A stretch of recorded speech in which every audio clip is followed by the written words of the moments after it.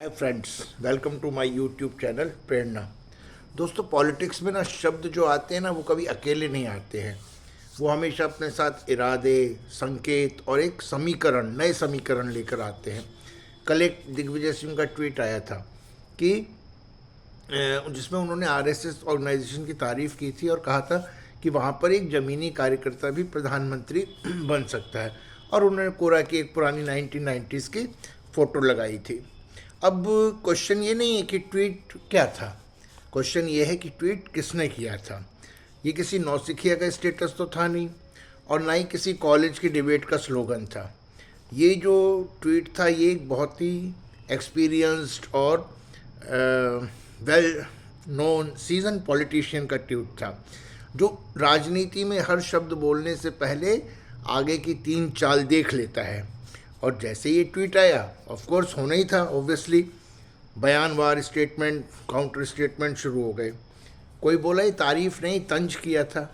कोई बोला नहीं, बीजेपी बोली नहीं भाई सच्चाई है, वो उन्होंने एक्सेप्ट की है। और कोई बोला कि मतलब ये एक स्ट्रेटजी थी।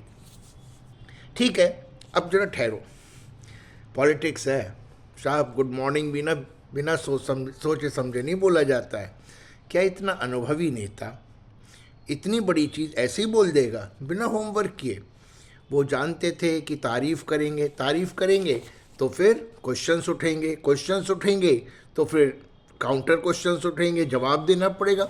और वो ऑब्वियसली वो सब कू हुआ और उन्होंने उसका स्पष्टीकरण भी दे दिया। देखिए, राजनीति में बिना बैकअप के मोबाइल तो चल सकता है लेकिन करियर नहीं चल सकता है। यहाँ पर हर ट्वीट जो है वो पतंग की तरह होता है। डोर किसी हाथ में होती है, कटेगा नहीं, उड़ा दिया जाएगा। अब ये तो राजनीति की सुंदरता है। तारीफ की गई है, कल स्पष्टीकरण भी आ गया, और परसों कहा जाएगा कि मेरे शब्दों को तोड़ मरोड़ कर पेश किया गया। यही राजनीति की ब्यूटी है।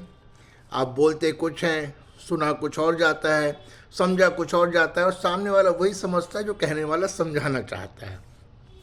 तो जो लोग ये कह रहे हैं ना कि अचानक हो गया, उनसे मैं यही कहूँगा कि साहब, राजनीति में चुनाव तो अचानक आ सकते हैं लेकिन बयान कभी अचानक नहीं आते हैं।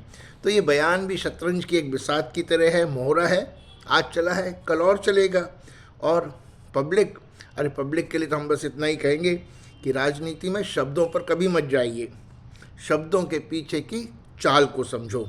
क्योंकि यहाँ जो चुप है वो भी बहुत कुछ बोल रहा है, और जो बोल रहा है वो भी सब कुछ नहीं बोल रहा है, कुछ तो उसके मन में छिपा हुआ है।